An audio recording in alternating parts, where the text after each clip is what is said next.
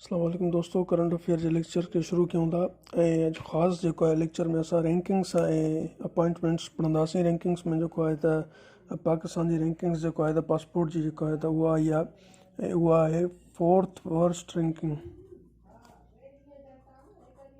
Worst लफ़्ज़ जो मतिलबु आहे ख़राबु जीअं चइजे, ठीकु आहे। 4th worst passport. अच्छा, रैंकिंग त आई आहे, पर रैंकिंग जेका आहे त कहिड़ी इंडेक्स जे तरफ़ां आई आहे। मुख़्तलिफ़ इंडेक्सिस हूंदियूं आहिनि, जीअं हंगर इंडेक्स आहे, फूड इंडेक्स आहे, ईअं काफ़ी इंडेक्स हूंदियूं आहिनि। त इन में जेको आहे त हेनली इंडेक्स,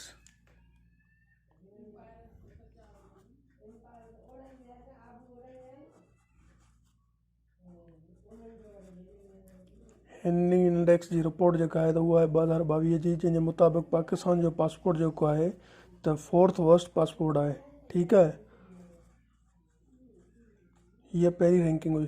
हाणे सेकेंड रैंकिंग जेका आहे त असां वटि उहा आहे त पाकिस्तान रैंक्ड 147th, ठीकु आहे। Pakistan ranked 140th in peace, ठीकु आहे। 140th यानी 147 पीस रैंकिंग आहे पाकिस्तान जी। हे ॿ रैंकिंग्स करंटली हलनि पियूं।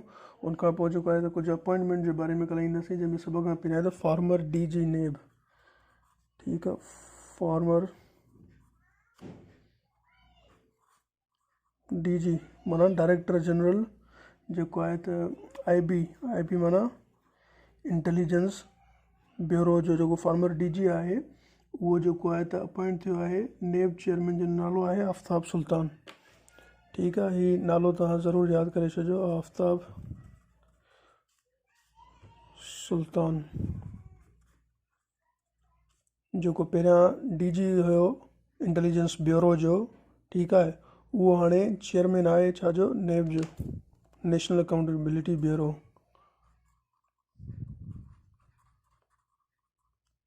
चेयरमैन नेब, जॾहिं बि असां शॉर्ट फॉर्म्स खे लिखंदा आहियूं न, कैपिटल लेटर में लिखंदा आहियूं। सो फॉर्मर DG IB आफ्ताब सुल्तान चेयरमैन नेब अपॉइंट थियो आहे। ऐं आफ्ताब सुल्तान त हाणे थियो आहे, हिन खां पहिरियां हुयो जस्टिस जावेद इक़बाल, ठीकु आहे। सो ही पॉइंट ज़रूरु यादि करे छॾिजो। ऐं उनखां पोइ जेका अपॉइंटमेंट आहे उहा इहा आहे त PCB यानी पाकिस्तान क्रिकेट बोर्ड जेको आहे उहो अपॉइंट कयो आहे Mohammad Yusuf as a batting coach, ठीकु आहे। मोहम्मद यूसुफ जेको आहे त फॉर्मर टेस्ट क्रिकेटर आहे, ठीकु आहे। कंहिंजो, पाकिस्तान जो फॉर्मर टेस्ट क्रिकेटर आहे, जेके Pakistan cricket board recently batting coach appoint कयो आहे पाकिस्तान क्रिकेट टीम जो, ठीकु आहे। उनखां पोइ हिकिड़ी ॿी अपॉइंटमेंट आहे, ही नेशनल लेवल ते हुयूं। हाणे थोरो अपॉइंटमेंट असां इंटरनेशनल लेवल ते अपॉइंटमेंट या कुझु हिकु ॿ रेज़िग्नेशन आहे हुनजी ॻाल्हि कंदासीं। हाणे ही इंटरनेशनल लेवल ते ॻाल्हि कंदासीं, ठीकु आहे। त इंडिया जी जेका न्यू प्रेसिडेंट आहे उहा अपॉइंट थी आहे, जेका आहे Draupadi Murmu,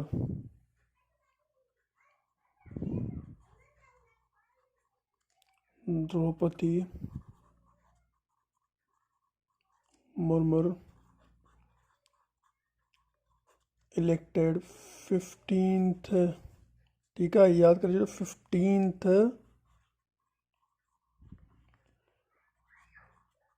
president of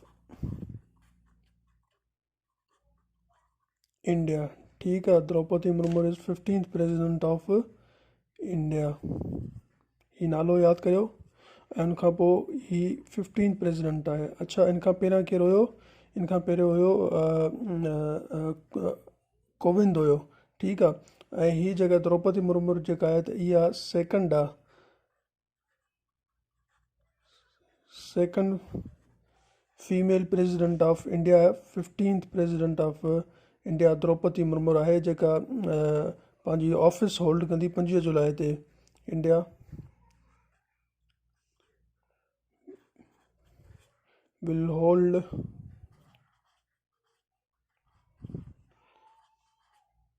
office on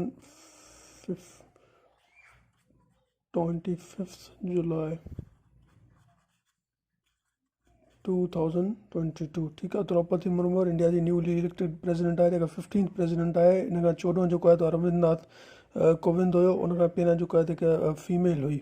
ठीकु आहे, यानी ही सेकंड फीमेल आहे। उन खां पोइ जेको आहे त उहो आहे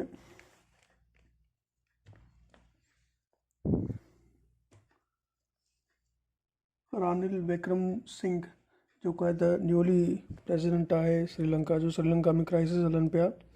ठीकु आहे, ही पॉइंट भी तमामु घणी इम्पोर्टेंट आहे। Ranil Vikram Singh is elected president of Sri Lanka. ठीकु आहे, इन खां पहिरियां कहिड़ो हुयो? गोटाबा राजापाक्सा जेको आहे त उहो प्रेसिडेंट हुयो। पर उन में श्रीलंका में जेके फाइनेंशियल क्राइसिस आया उन खां पोइ हिकु नओं सदर चूंडियो वियो आहे, जंहिंजो नालो आहे रानिल विक्रम सिंह। हीउ नालो तमामु घणो इम्पोर्टेंट आहे, हीउ तव्हां ज़रूरु यादि कजो। ठीकु आहे, यानी जेके श्रीलंका जे क्राइसिस आहिनि, क्राइसिस बाद हिकिड़ो नओं प्रेसिडेंट चूज़ कयो वियो आहे श्रीलंका जो, जेको आहे रानिल विक्रम सिंह। अच्छा, कंक्लूजन में हिकु लास्ट पॉइंट आहे, इहा आहे त इटली जो जेको आहे त प्राइम मिनिस्टर उन रिज़ाइन कई आहे रिसेंटली पंहिंजी असेंबली मां, जंहिंजो नालो आहे मैरियो ड्रैगी। ठीकु आहे,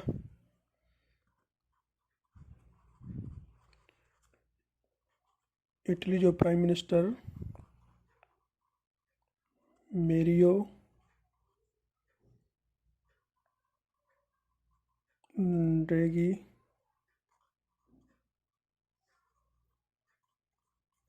रिज़ाइंड। ठीकु आहे, मैरियो ड्रैगी पाण केरु हुयो? इटली जो हिकु मशहूरु इकोनॉमिस्ट हुयो जंहिं रिज़ाइन कई आहे।